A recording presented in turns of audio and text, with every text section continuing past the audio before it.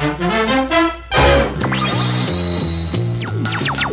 a lot of anime art out there, and I mean a lot. And there's a few reasons for this. Firstly, young artists start by drawing characters from their favorite shows, many of which happen to be anime. Secondly, anime art is simplistic and easy to draw. And lastly, anime is popular. Many people like the art style and the shows that don it. But anime art isn't often looked at critically, and young art students are often told they must graduate past the confining art style and expand themselves beyond it.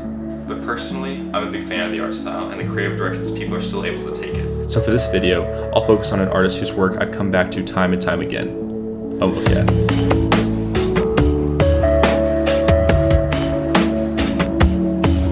Omocat cites her big break as the success of her clothing line.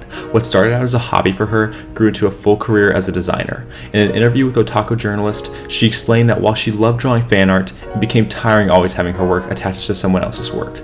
Her clothing line was the answer to her desire to create a universe that was distinctly her own. I personally found Omocat's story very compelling.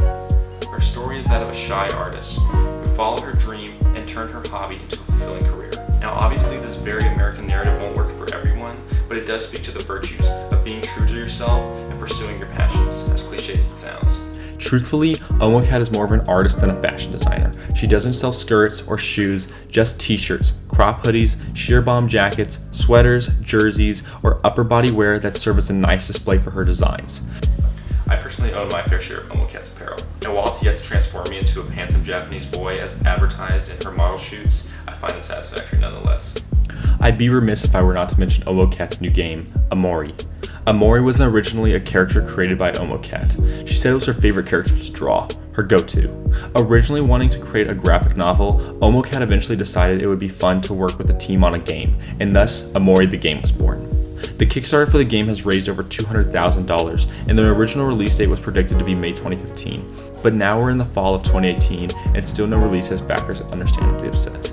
The surreal psychological horror RPG game made with RPG Maker is supposed to take after the likes of Earthbound and Yumi Nikki. A demo has been made available for Kickstarter backers, and it still looks promising. We will all be watching closely to see if the game turns out to be as good as the trailers make it look to be. Her work wouldn't be what it is today without her biggest influence, anime. A lot of young kids watch their first anime around the time they're learning to draw. It is understandable then that so many people are inspired to draw fan art from the anime they grew up watching. An anime serves just as much of a social function as it does an entertainment one. So while it may not be one of the most original of art styles, it definitely still means a lot to people, and I think that's why Omocat's work resonates with so many people.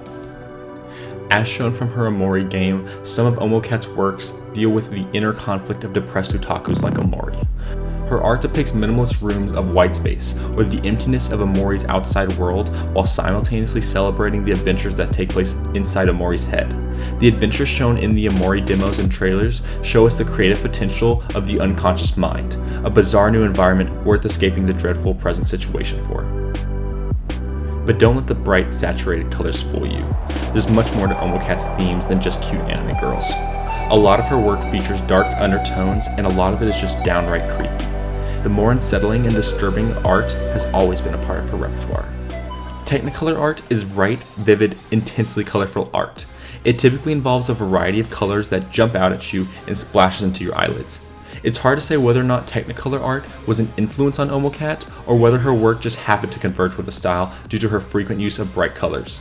While the Technicolor art may only be achieved with a rich variety of colors, the popular pop art, named aptly as the art seems to pop out at you with its sharply contrasting colors, only requires a few bold colors and tones. I find the style more prevalent in Omocat's work today, as her designs are typically simplistic depictions, accompanied by only a few contrasting colors.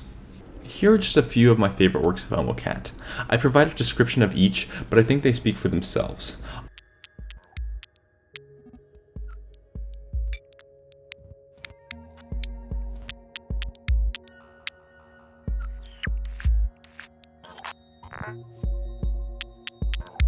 While I obviously can't show all of Omocat's illustrations, I highly recommend that you go to her website and look at them all for yourself. I knew this was going to be the first thing I talked about on the StarLight variety show, so I want to thank Omocat for inspiring me to talk about art. Definitely don't forget to check out Omocat's website and browse through her art and clothes. She just dropped a new Hatsune Miku collection and it's sick. If you want to learn about Omocat's game, Omori, you can visit its official website or its Kickstarter page. She also has a blog that has all of her old artwork, as well as updates of what's to come. Lastly, if you want to keep up with the latest on Omocat via social media, you can follow her on Facebook and Twitter. Thanks for watching the StarLight Variety Show. My name is Joe McCoon. Thanks for watching.